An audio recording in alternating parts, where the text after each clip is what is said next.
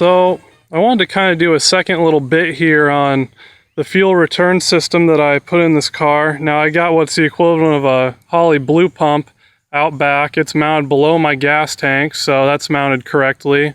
I actually don't really run, I think I run a 100 micron filter before, just a real, you know, coarse filter. It doesn't really trap much, but anyway, you know, I don't have any restrictions there. This is kind of a shot. I'm in Virginia here again, still, so, you know, I just had to make do with what I could get at the hardware store.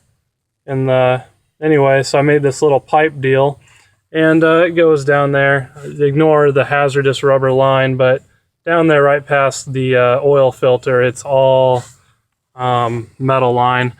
But anyway, I was having some problems. I was out here, we got some really good back roads out here in Virginia that it's really fun to tear around, and all of a sudden I just started leaning out. I got an air fuel gauge in there, and it would start backfiring out the exhaust. And I couldn't figure it out.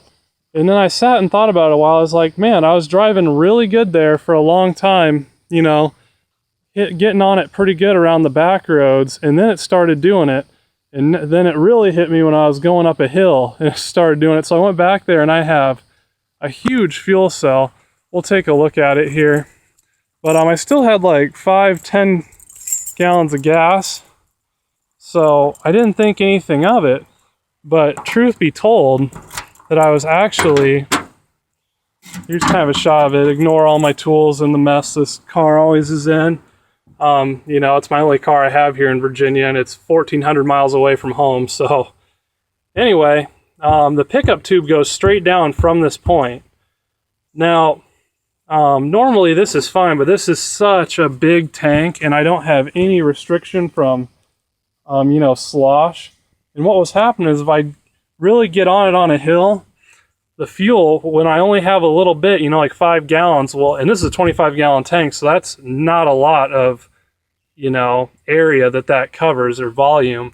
So it would move to the back, and then I would not have fuel to my pickup. Now with a mechanical pump, this would be just fine. And I've never experienced this because I ran a mechanical pump the whole time until I got to Virginia here. It's actually sitting right there. It's a pretty good Holley pump. But anyway, so one thing interesting about electric pumps, and I did a little research on them now, is that, you know, they, obviously we know that they push fuel, that's why we put them below, but, you know, mechanical pumps, I really didn't know that they pull fuel. So, but what would happen, I believe, is it would slosh, and then it would get an air bubble in it, and then it would lose, you know, it wouldn't have that siphon effect once it got an air bubble, and it would be dead lean until I shut my pump off inside my car, and then I turned it back on. Then it would work again. But if I just left it on, I could hear it whirring around, and I actually shut my car down when it happened to figure out what was going on, to make sure it wasn't any of my carburation. And my pressure gauge was reading 0. Now I thought, oh crap, you know, I'm blowing my needle and seat open. I ran in there and shut it off. But when I came back, my glass filter was empty. So I'm like, oh man, I'm not getting fuel at all. So anyway, the moral of this story here is that with electric pumps, just beware. You know, obviously you want to mount them below so they get that good siphon effect, or else you're going to have problems. But you know, when you really romp on it and it gets a little bit of an air bubble in it, sometimes they do not like to you know, restart that siphon effect very quick. So that's something to think about, where to put your fuel pickup. So since this has happened, I went in the back of the tank, and when I get on it, the rear end of my car drops, and I put a hose on my pickup tube that's right there, and I brought it over here to the back. So I haven't had any problems since then, even with low fuel. But that's something to consider with electric pumps. And, you know, but I didn't start dinking around with my carburetor. You know, you want to be smart about things. But anyway, that's pretty much it. So there you have it.